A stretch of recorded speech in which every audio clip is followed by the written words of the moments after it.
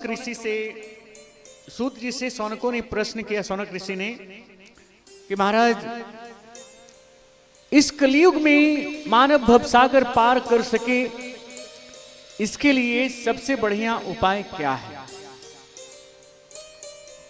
दुनिया में बहुत सारे शास्त्र हैं, उतना पढ़ना संभव नहीं है, तो किसका अध्ययन किया जाए कि सबों का पढ़ने का पुण्य मिले।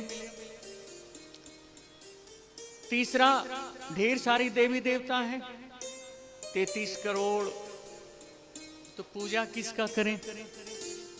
एक को करते हैं तो लगता है दूसरा रूठे हुए हैं, दूसरे को करते हैं तो तीसरा पीटने के लिए तैयार है।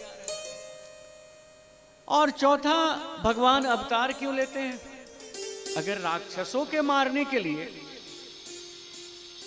तो जहां हैं चुटकी बजाएंगे राक्षस साफ, और अगर प्रभु धर्म की रक्षा के लिए वो अवतार धारण करते हैं, तो ये बताइए जब चले जाते हैं तो धर्म कहां जाता? छठा प्रश्न था कि धर्म जाता कहां। यहां पे सूत जी बताए कि कन्हैया के चरणों में अहूत की भक्ति प्राप्त हो जाए तो मानव जो है भव सागर से पार हो जाएगा। और इसी के आधार पर कल से भगवान की कथा प्रारंभ होगी। कन्हैया के चरणों में, कन्हैया का गांव, उधर पे उनकी इतनी कृपा कि हम लोग यहां बैठ करके कथा कर रहे हैं, कथा सुना रहे, सुन रहे हैं। तो अहूत की भक्ति,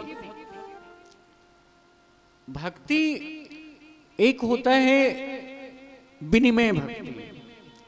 वो जो आरती करते तो कहते हैं ना, सुख संपत्ति घर आवे, कष्ट मिटे तन का। तो ये भक्ति जो है विनिमय भक्ति। भगवान को 2 रुपए के कपूर जलाएंगे और 2-3 जन्म का धन मांग लेंगे। ऐसे लोगों को भगवान पे विश्वास ही नहीं होता, क्योंकि आज तक भगवान किसी का धन को छीने नहीं है। जितना किस्मत में है वो जाकर बेचारे पहुंचा दिए, छीने नहीं है वो। और तो हम लोग पूरे कृष्ण चर्चा कल से प्रारंभ, कल भगवान की जन्मोत्सव भी हम लोग मनाएंगे। ऐसे तो भगवान यहां विराजमान है। और दूसरा प्रश्न था कि सभी शास्त्रों का सार क्या है, तो भागवत महापुराण है। तीसरा, 33 करोड़ देवी देवता हैं, तो पूजा किसकी करें? तो उन्होंने कहा कि सभी को पूजा कर दो, जितने भी देवी देवता मिले सबकी पूजा कर दो, और उनसे मांगो कि हमारे जो इष्ट देव हैं उनके चरणों में मेरा प्रेम लगा रहे, प्रेम लगा रहे। और उसके बाद में भगवान अवतार क्यों लेते हैं? राक्षसों को कितने अवतार हैं? तो 24 अवतार। किस लिए अवतार लेते हैं? राक्षसों को मारने के लिए? तो बोले नहीं भैया, वो भक्तों पे कृपा करने के लिए अवतार लेते हैं। और जब भगवान चले जाते हैं तो फिर जो है धर्म कहां जाता है? तो वो भागवत के पास जाता है।